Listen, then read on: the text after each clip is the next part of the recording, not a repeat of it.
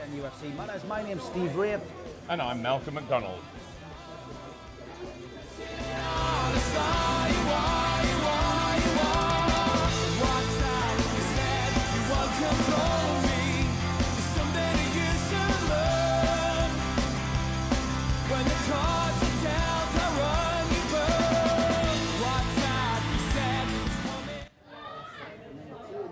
Welcome along to NUFC Matters. My name's Steve Wraith. Put your hands together for Supermac, Malcolm McDonald.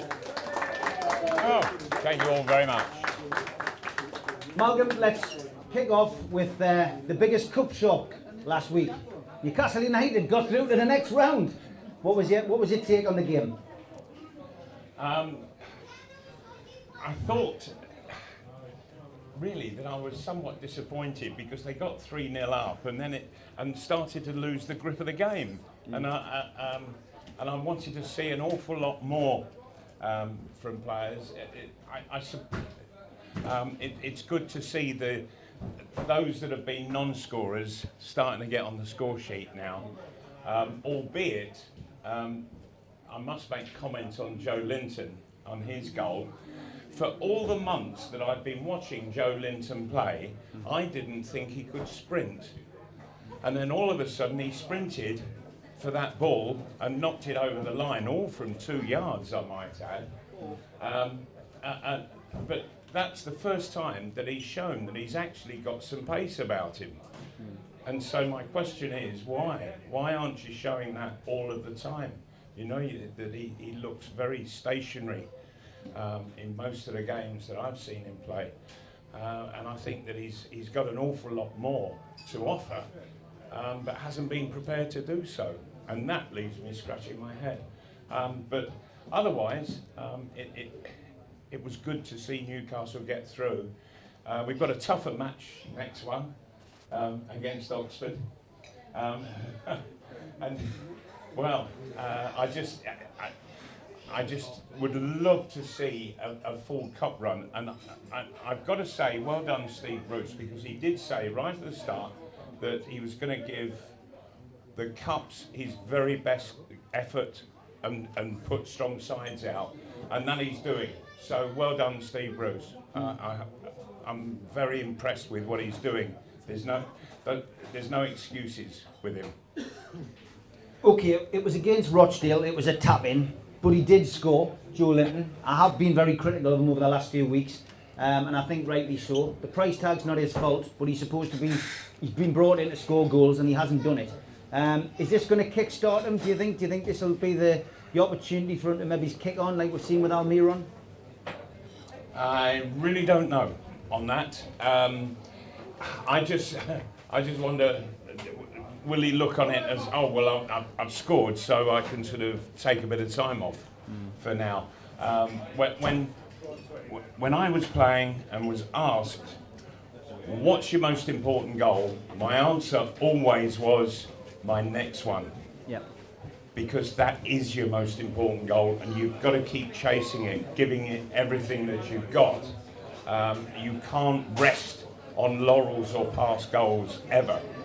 And so I really would like to see a rejuvenated Jolynns out today against Chelsea and again next Saturday against Oxford. That goal would have boosted his confidence, and we see a reaction from him accordingly, a very positive one. You know, Almiron had similar problems in getting. We had to wait a very long time for his first goal. The difference between him and Jolynns is that Almiron has never stopped grafting and working and chasing. He's given it everything. He uses his pace. He frightens defences. Jolynns isn't doing any of that. We need to see an awful lot more. And if he can sprint, as I thought I saw on Tuesday night, then we need to see that an awful lot more from him. An awful lot more. It won't have gone without notice to Newcastle fans that there was 2 extra seats used in the director's box at the FA Cup game. Mike Ashley was in town. So Mike Ashley, back at St James's Park, obviously because Steve Bruce has summoned him for the transfer talks. My question is, why is Mike Ashley waiting until the middle of January to come and discuss something which should have been, you know, maybe he's on the agenda in December with Steve Bruce? The answer is very simple. And that is that all the people who hate him didn't bother going on Tuesday. So he was able to sneak into the ground without getting threats and boos.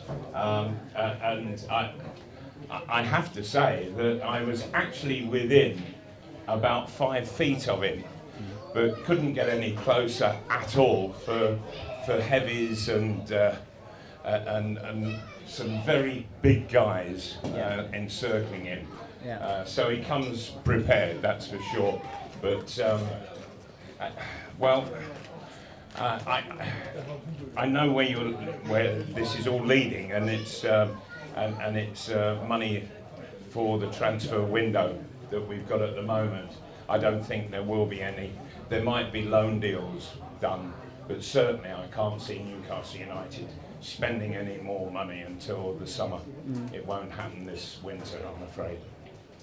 Talking of loan deals, obviously today, Lazaro, a left-back from Inter Milan, has been linked with Newcastle United. It looks as if his agent is in town to discuss the potential move with Steve Bruce and Lee Charnley today.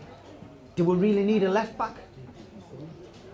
Well, I think that Steve Bruce doesn't fancy the left-backs that are there. And it's a bit of a shame. But I think he's looking for more. Now, whether this Lazaro can offer more, I don't know. But one thing I do know is that over in Italy, by heavens, the defenders know how to defend. They are usually exceedingly good. But of course, in the Premiership, you need so much more. You need the attacking ability, but particularly with Newcastle playing the 3 centre halves, which Steve Bruce and, I have to say, the centre halves seem to enjoy playing. And so it's not so much wanting a fullback, but a wing back. So I'm not sure whether this fella can fly up the wing, but that's what's required. Been a lot of discussion online as well about the centre midfield position. What do you think the best centre midfield pairing is? Some people are saying that Jolynns Longstaff hasn't quite reached his potential that people thought he was going to reach this season. Some people prefer Matty Longstaff. Some people wouldn't have Shelby anywhere near the team, whereas some people would have him starting and having him captaining the team. You know, what's your ideal midfield pairing? Is it Shelby and Hayden? Is it one of the Longstaffs and Shelby? What do you think, Mal? The first name that I would put on the team sheet for the midfield department would be Matty Longstaff. Right. Now, who plays alongside of him? Is it Shelby or is it his brother? Hayden, I'm not a lover of Hayden at all, I think, I thought the midfield looked so much better with him playing at centre half. Right.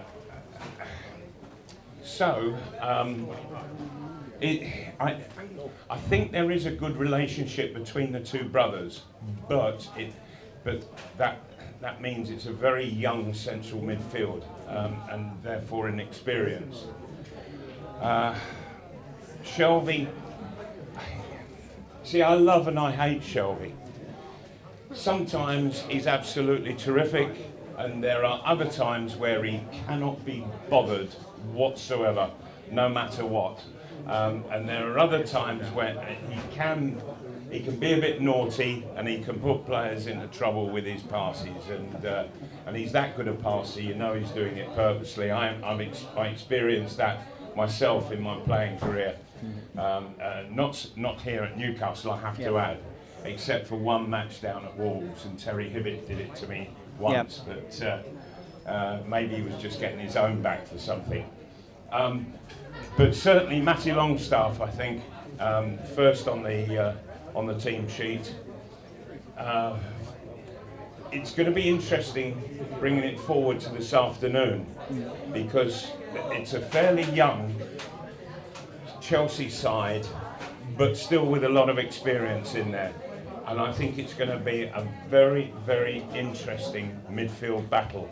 And I don't think Steve Bruce will want to play 2 young players in there. It's going to be interesting to see whether he keeps Sean or Matty in. I would prefer him to keep Matty in just at the moment. Getting back to the cup game, good to see players returning after the injury list. Lascelles obviously giving himself a chance of a run out today, but Matt Ritchie, I think probably the biggest cheer goes up for him coming back, because he's been out so long after that horrendous injury. But he adds a lot of work rate, and he also adds a bit of experience and a bit of leadership, doesn't he? And a lot more. He really does offer all that you mentioned there, and a hell of a lot more. I think the world of Matt Ritchie as a footballer, and I think the players around him, they love him too, because he's a great enthusiast. He drives them on. He's looking to get the best, not only out of himself, but out of everybody around him. And he makes players be better around him. And I think that there is certainly a place for him in the side, no matter what. He would be the very first on the team sheet if I were picking the side. What position to play him in? He's experienced, he's multi-talented, and he can play a variety of positions. And I think that the wide left and the wide right are sort of looking to become occupied now. And so maybe he's just got to drop off a bit. He hasn't got the defensive qualities that maybe Steve Bruce is looking for, but he certainly can do a job at left wing back whilst they're playing 3 centre halves. So I'm a little surprised that they're bringing in this lad Lazaro from Milan. Yeah. Okay. The injury list obviously has dominated the headlines over the last few weeks because of the players dropping like flies with soft tissue injuries. The club have had an investigation into the soft tissue injury situation, which is dragging on longer than anything I've ever known. But what they've said is, and this is the results they've come back with, which is in the Chronicle tonight, that Steve Bruce thinks it's because he added an extra friendly at the start of the season, because he added a 3,000 metre run to the training schedule. That's why they're getting these injuries. Is that accurate, Malcolm, do you think? I've never heard so much toss in my life. Yeah. Really. That is so much nonsense. A 3,000 run, Yeah. that was just a warm-up when we were playing, for heaven's sake. I really wish that managers would carefully think out what they're going to say. Yep. You know, that 3,000 metres, that's 3 kilometres. Mm-hmm. You can run that in what, about 9 minutes? Should be able to. Well, I excuse myself on this one. Yeah. But yeah, most young men should be able to run it in about 9 to 10 minutes. Mm-hmm. So that 9 to 10 minute run has put Newcastle's season under pressure. It's a load of nonsense. It really is.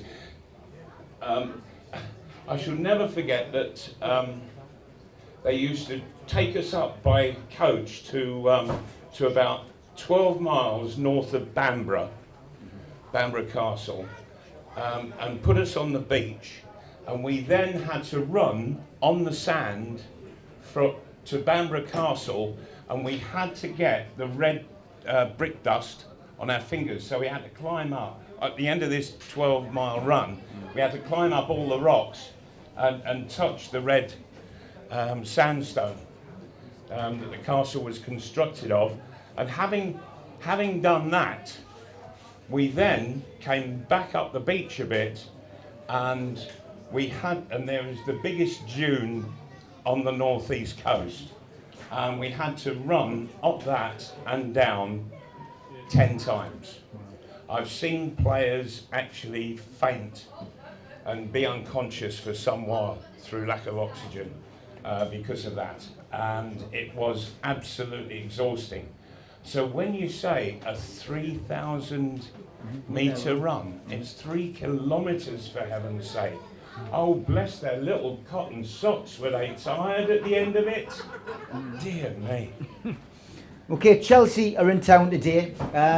They don't travel well to St James's. Obviously, they got the result last year, but I think the previous games before that, I think we had something like 3 wins and a draw. So it's, you know, coming to St James's Park isn't a good thing for Chelsea.